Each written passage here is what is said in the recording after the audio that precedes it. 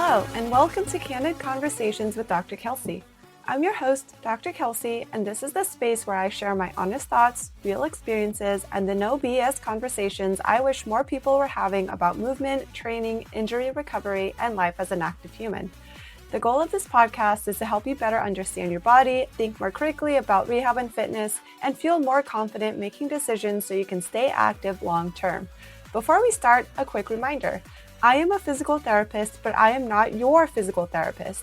Nothing here is medical advice. So if you're dealing with something specific, please reach out to your PT or schedule a session to work with me. All right, now let's get into today's conversation.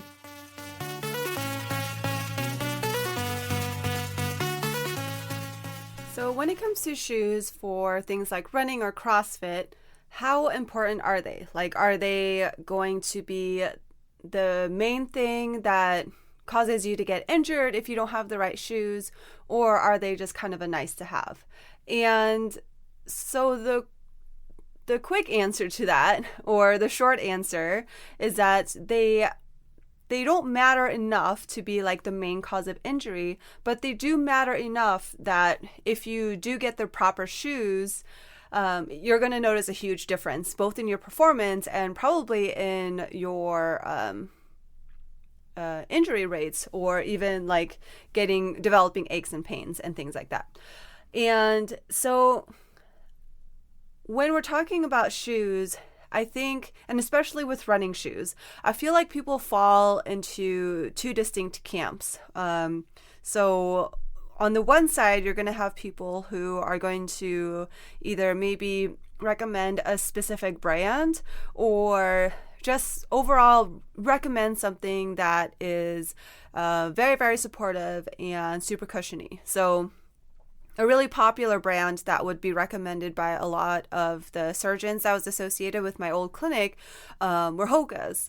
And the problem with that is a lot of the patients that I would treat at that clinic could not afford Hoka's. And so they were coming to me saying like, okay, well, this, doctor is telling me to get these shoes, but I can't afford these shoes. Like especially as somebody who's used to buying shoes on sale and spending less than $50, like spending $120+ on a pair of Hoka's is just not in their budget. And luckily the doctors would also send to physical therapy, but they were basically saying like, okay, yeah, you can go to physical therapy, but if you buy these Hoka's, it's going to solve all your problems, basically, is the way they were framing it, which isn't necessarily true. On the other side of that camp is the people who are all about minimalist shoes. So, they're all about like, you need to strengthen your foot. The cushiony shoes are like ruining your feet or whatever. And like everyone should be able to use minimalist shoes because that's how we did it like decades and centuries ago. I will admit, in the beginning of my career and even through physical therapy school and before that, I was also sort of in the minimalist shoe camp. And I think a lot of that came from CrossFit, because back when I started CrossFit in 2012, like I feel like there started to be a lot more emphasis on like the minimalist shoe thing. And that's also kind of when Reebok came out with like the first CrossFit specific shoe. So the Nanos, they had like a low heel to toe drop. And then I think the reason why a lot of people like them is because they were perfect for lifting, but then also provided like very, very minimal, but some support for running. So you'd be able to run in them. And besides the Nanos, like I think Zero shoes and also Innovates were also super popular with CrossFitters. I remember I had a pair of Innovates for a couple years before going back to the Nanos. And then, ever since then, Nike jumped into it, and then Noble was created. And so now we have all these other options for minimalist shoes. But over the years, I've kind of changed my mind, especially because like now realizing that there is really no one size fits all for everyone. when it comes to shoes. So at the end of the day, when you're trying to find the right shoe for you, whether it be for running or for CrossFit, or for anything else, but I'll talk about that in a little bit. When you're trying to find a good shoe for you, there are three things that matter. So the first one is it going to help you in whatever activity that you're choosing? So, is it going to help you with running? Is this like a running specific shoe? Or is this shoe going to help you with CrossFit? Or other sports like basketball? So that's number one. Number two is if they are comfortable, because, if everybody says that barefoot shoes or minimalist shoes are good for you, but they're just so uncomfortable for you, then that's probably not a good way to go. And then the third thing is paying attention to the age of your shoe. So like how long you've been wearing them, how much wear they have. So those are going to be the three things that matter the most. And then everything else is almost just noise. Like some of it is marketing, some of it is hype, but they're just kind of extras. And so going back to the activity specific shoe thing, I feel like other shoes, so it's going to be pretty obvious. Like a cycling shoe, it serves a specific purpose. Like most cyclists are going to use clips where like they clip into their pedals, so like that's pretty specific. Same thing with basketball shoes. You're going to need to have something that's a little bit more of a high top to kind of protect your ankles. Clearly I don't play basketball or soccer / football or American football, but all those sports are going to have specific shoes for those sports, because these shoes are made for a purpose. They serve a purpose for those sports. But I feel like when it comes to running and CrossFit, and those are the worlds that I'm in, so I feel like when it comes to running and CrossFit, people will tend to use whatever shoe they have available to them, until maybe one day they'll try like a specific, like a CrossFit specific shoe or a running specific shoe, and then realize like, oh yeah, these do make a difference. But I feel like those two things, like, people don't really tend to think about buying a specific shoe for those two sports. So when it comes to CrossFit, CrossFit was was very specific, and it had very specific needs. And I think that's why a specific shoe was created for it. And because when someone does CrossFit, they do a little bit of everything. And over the years, it's been like, we've seen like the nanos, like there was like this huge stereotype. I don't think that's the right word. But there's this huge thing where it was like, it seemed like the even year shoes. So like Nano 2s, Nano 4s, Nano 6s, like those were even year shoes always ended up being really good. And then the odd number shoes were like outliers. So like the 7s were terrible. And, like I think 7s was like the big one that they were terrible.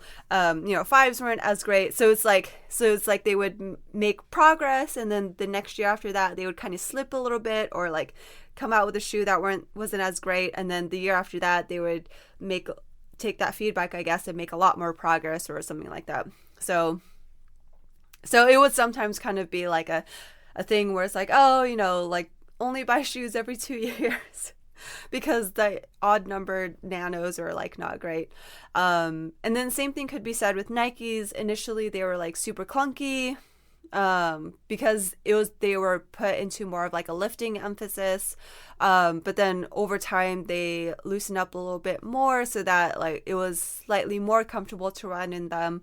Or sometimes people would have both. They would have a nano and a Metcon shoe, so that if the workout was more lifting heavy, they'd wear the Metcon, and if the workout had more like running or something, then they would wear the nanos.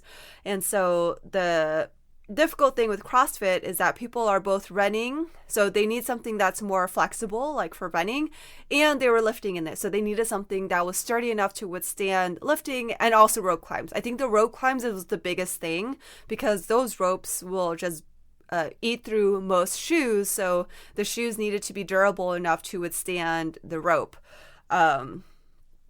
because I've definitely seen firsthand, like, someone's running shoes get absolutely destroyed. Like, you can see the actual hole that the rope made in the sole of their shoes, their running shoes.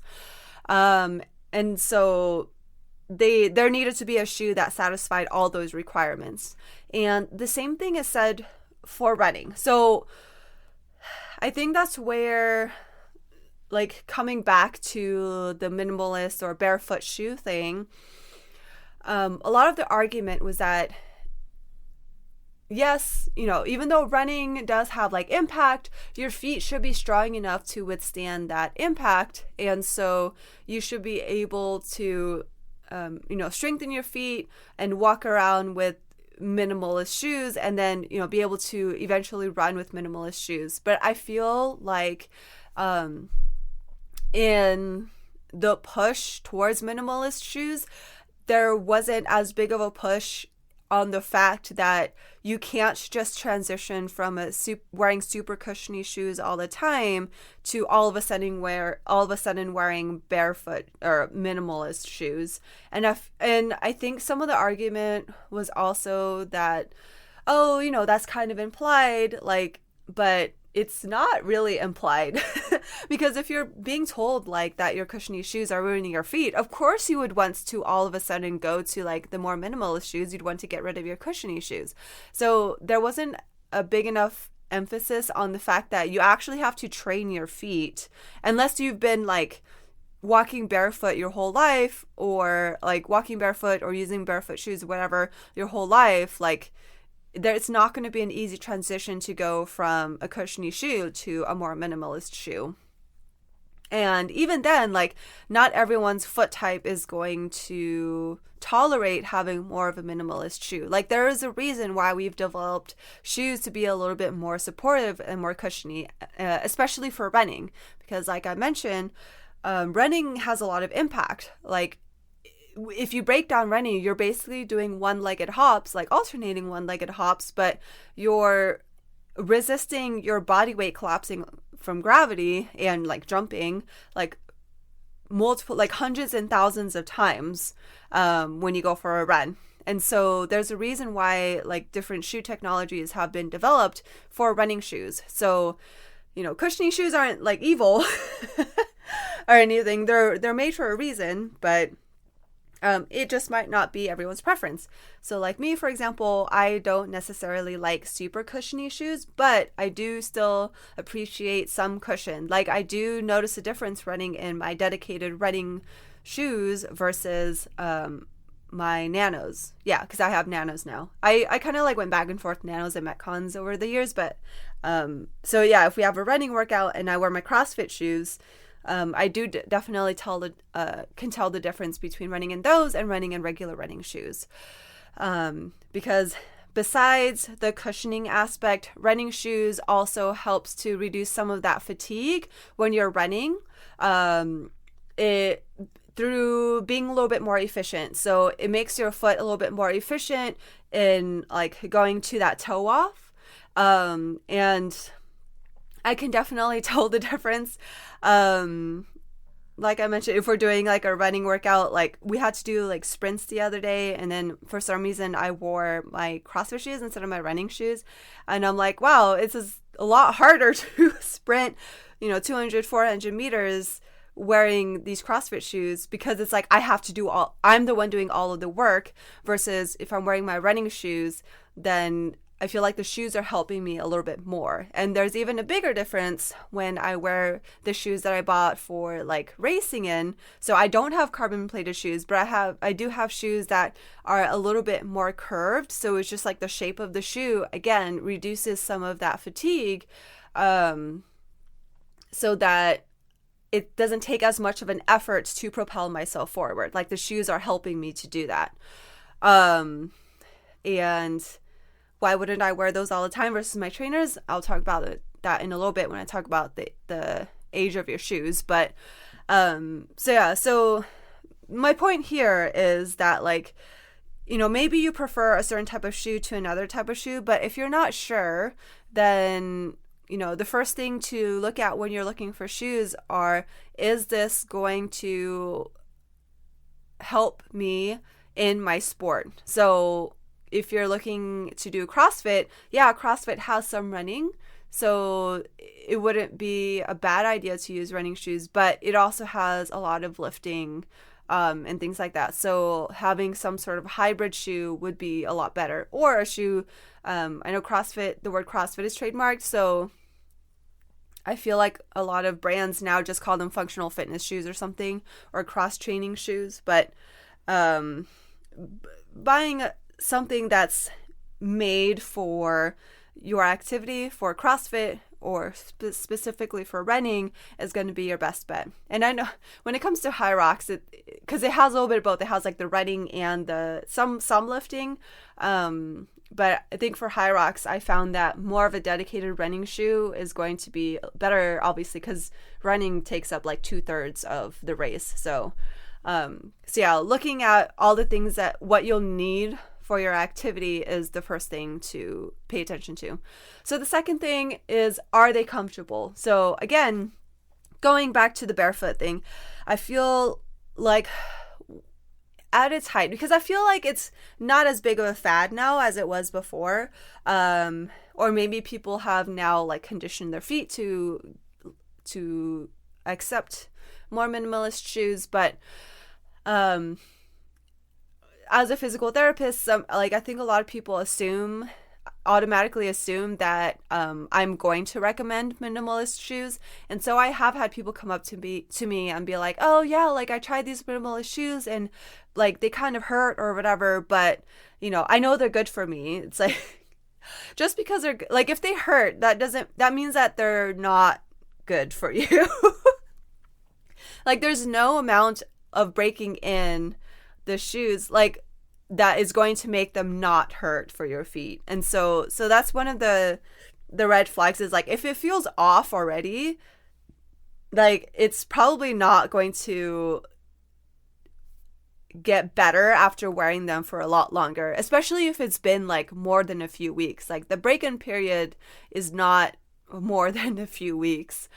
Taking recommendations for like brands or whatever from other people, like it can be a good starting point, but everyone is so individual. Like for example, I think when I was first looking for a dedicated running shoe, once I realized like, okay, yeah, running in nanos is probably not the best thing all the time. When I was looking for a dedicated running shoe, I think all of the recommendations online pointed towards the Brooks Glycerin. Well, besides Hoka's, but like Hoka's were like expensive and also kind of ugly. So the Brooks brand like glycerin model was something that was recommended from a lot of websites, and I knew a few people who had them and liked them. But when I went to try them on, I didn't really like them. They were a little too cushiony for me, and that's because at that point my feet had been used to, like, again, the more minimalist shoes. But then I did try Ultras, which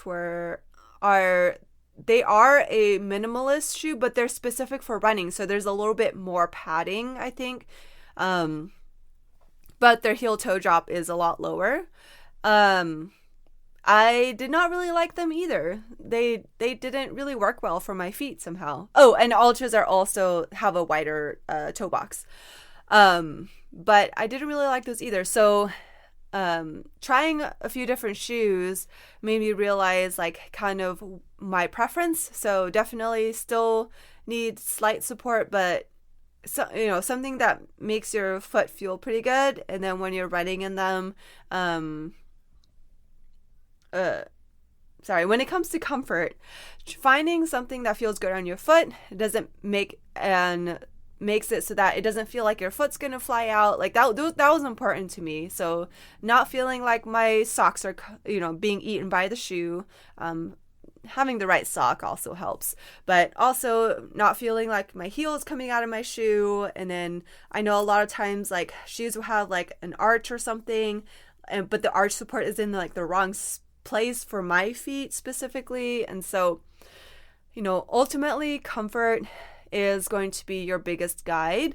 So getting recommendations on shoes from other people can be helpful, but it's not going to be the end all be all, unfortunately. And I say unfortunately because there's less and less places nowadays where you can go to try on a lot of different pairs of shoes.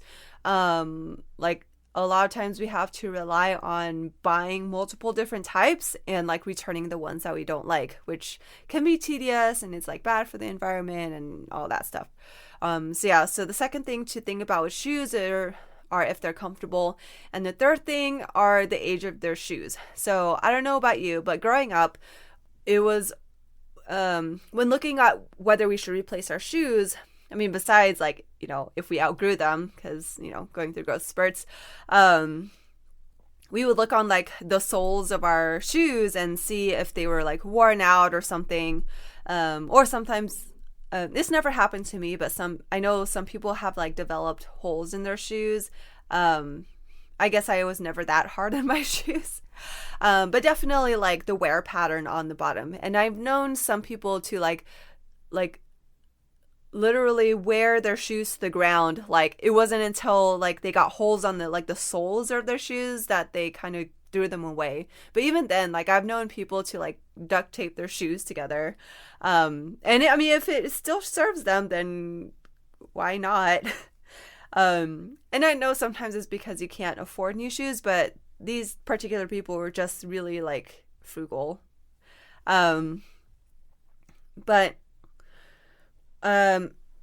to kind of speak earlier a little bit on the foam. So this is related to the age of your shoes. So when it comes to running shoes specifically, they have like a type of foam in them, and that's kind of what helps to absorb some of that impact when you're running. And the foam is meant to last, like after a certain amount of time it's going to degrade, obviously. And so the foam in training shoes usually last about 300 to 500 miles. It really depends on the shoe and the manufacturer or whatever, but that's kind of usually the range. And so if you're running about 20 miles a week, then those shoes might last you 3 to 6 months, I think, or like 4 to 6 months, I think, when I did the math. The foam in like racing specific shoes, so not necessarily, well, also kind of the carbon shoes, but like more of like a little bit like higher end but still mid-tier range shoes, sometimes those foams aren't as dense, and so they don't last as long. And so that's why it's more like, if you want your shoes to last longer, buy a training shoe and like to train in, versus like the shoes that you're going to race in, because the foam in those, I think it's because they're more lightweight, because when you're in a race, you don't want your shoes to be too heavy. So because of that lightweightness, the foam breaks down a lot faster. And so however, it's kind of difficult to know when that foam is broken down. Like you can't just look on the bottom of your shoes and figure that out, because it depends on the person, but sometimes by the time you look at the tread pattern on the bottom of your shoes, like by the time it's worn down, you might like the foam might have broken down a long time before that. And that I learned that the hard way when I was having a lot of problems, like foot problems and stuff. And like I kind of tried physical therapy and everything. I tried rehabbing myself. I tried going to a cash pay physical therapist who was a terrible cash pay physical therapist, actually. So that kind of opened my eyes. I was like, oh, there are actually terrible ones. But in the end, I was like, you know what? I'm just going to buy different shoes, like get new shoes. Because I didn't think they were that old, but apparently they were, because I bought new shoes and my foot pain magically went away. So that's why I say it's like, it's never the shoes until it is the shoes. So, but over the years, I've had other problems with running, like knee stuff. So, shoes aren't going to be the main thing, but sometimes just getting different shoes can help a lot with certain aches and pains. Especially if like nothing else has changed, like if you haven't ramped up your training volume, if your sleep and stress and all that stuff is pretty much the same, but now you're dealing with like a mysterious pain, like in mysterious knee pain or something that came on like gradually, then it's probably worth looking into getting new shoes and seeing if that helps. But if there's other things, like if you realize like, oh yeah, I increased my training volume quite a bit or something like that, then maybe the new shoes might help a little bit, but they probably, like, it would be pretty obvious if you got new shoes and they didn't help, then it's not the shoes. Then it's probably something else that you need to look at. So yeah, I was going to say, where was I going with this? So yeah, so age of the shoes. So making sure that the shoes that you have are still working for you, because even though, yes, the foam is technically only supposed to last, like 300 to 500 miles, sometimes people are able to have their shoes last a little bit longer. It just really depends on how sensitive, I guess, your body is to the cushioning and the breakdown of the cushioning. And I think sometimes people also don't factor in, like, if you walk a lot in your running shoes, or for example, sometimes if I'm, out running and then let's say I'm supposed to run 5 miles that day, and then the 5 mile mark ends like a mile away from my house. I know some people are going to run back to their house, but like I personally am like, okay, I'm done with my running set, so I'm just going to walk back home. So that adds another mile to my shoes that I might not have accounted for. So yeah, that range it's a rough estimate, but it's just another guide, so that like if you feel like your shoes are about that old and you're starting to have mysterious aches and pains, it's probably a good reason to look into getting new shoes. I know some people don't need a reason to get new shoes. They get new shoes anyway. But if you're one of those people like me who has just one running shoe or one pair of training shoes, like one pair of racing shoes, like I don't have multiples, then that's like kind of your guide to getting new shoes. Because now that I know this, I know that once it's like a really specific pain on like the outside of my foot. Once I start kind of feeling that, and I kind of like calculate how old my shoes are, then I know that it's probably time to start getting new shoes, running shoes, and then using the current pair as like normal walking shoes. With all that being said, how are you able to find a shoe that works for you? So I kind of alluded to this a little bit earlier, but unfortunately your best bet is going to be trying a bunch of different pairs of shoes. So there's still, like, running stores still exist. So if you're looking for running shoes, one of your best bets is going to go to a local running store that has a variety of different brands and different models within the brand themselves that you can try on. Yes, I know sometimes they'll try to do some sales tactics, or like try to sell you on like socks or something, which I will say, like, I've also found out kind of through trial and error that, different socks or buying fancier socks makes a huge difference, to me at least. To others, it might not make as big of a difference. I think it depends on like how sensitive you are to like sensory things. Like I really hate the feeling of the sock falling into my shoes, so buying and like the way that it squeezes my toes sometimes. So buying a better quality sock is well, not only important to me, it makes a huge difference for me, is worth it, versus maybe somebody else is like, fine with like $3 socks or less. I don't know.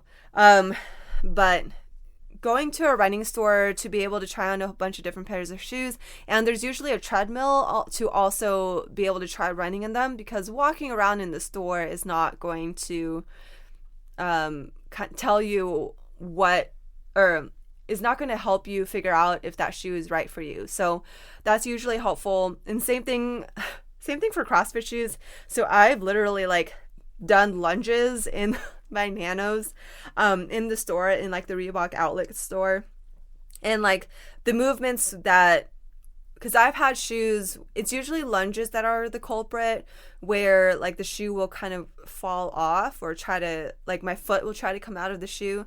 And so I've done lunges in the store. So going somewhere where you're kind of going to be able to like sort of test out the shoes before you buy them is going to be your best bet. And ideally you would support the running store, but there's technically no rule that says that once you find the shoe that you like, that means you have to buy it there. If you're trying to save money, of course you can buy it online or whatever. I guess I would feel bad not supporting the local shoe store, but again, what was the other thing I wanted to say?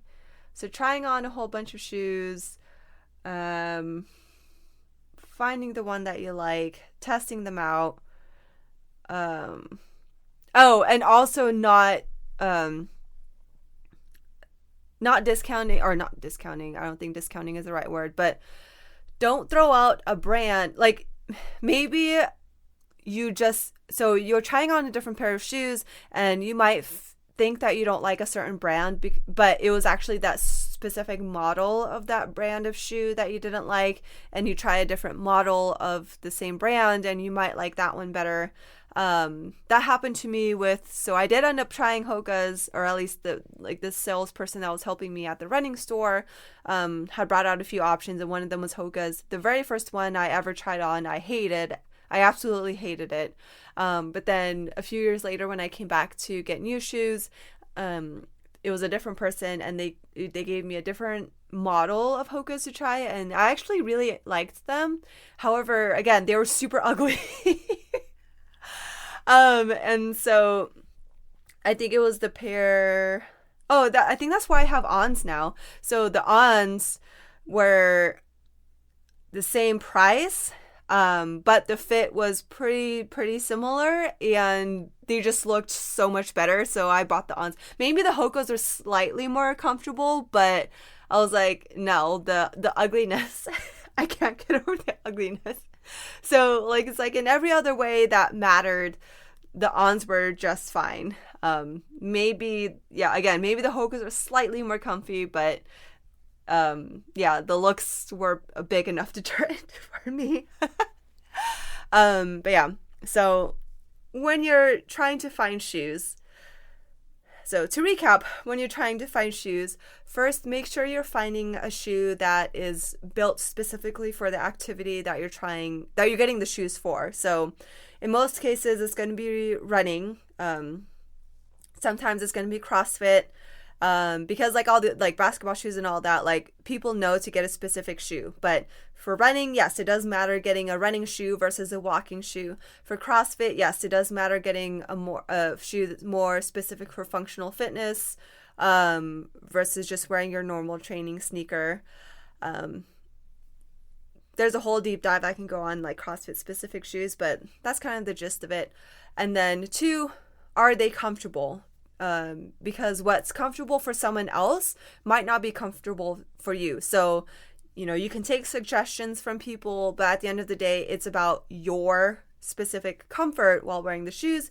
And then thirdly, so this is after you've already bought the shoes, if your shoes might wear out faster than you think they do. So if you're the type of person whose feet doesn't care and you're able to literally wear your shoes into the ground,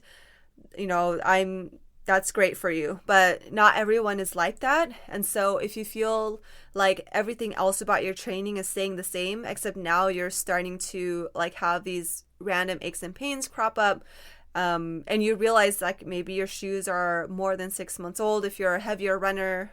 And when I say heavy, I mean running 20 plus miles a week, or maybe you don't run as often, but it's been a year or so. It doesn't seem like it's been that long, but it might be worth looking into okay, well, let's get a new pair of shoes and see if that helps. Usually, I will say with this, if it's only been 2 months and you're already hurting again, then it's probably not the shoes. Then definitely you probably need to go to see physical therapy and then see what's actually going on. But if your shoes are within that window of when the foam starts to kind of break down and stuff, then yeah, it might be it's an relatively easy thing to just get a new pair of shoes, see if that helps out. But yeah, I hope you found this helpful. If you did and you're listening on Apple Podcasts, I would appreciate giving me a follow and also leaving a rating. But that's it for today's conversation, and I'll see you in the next conversation.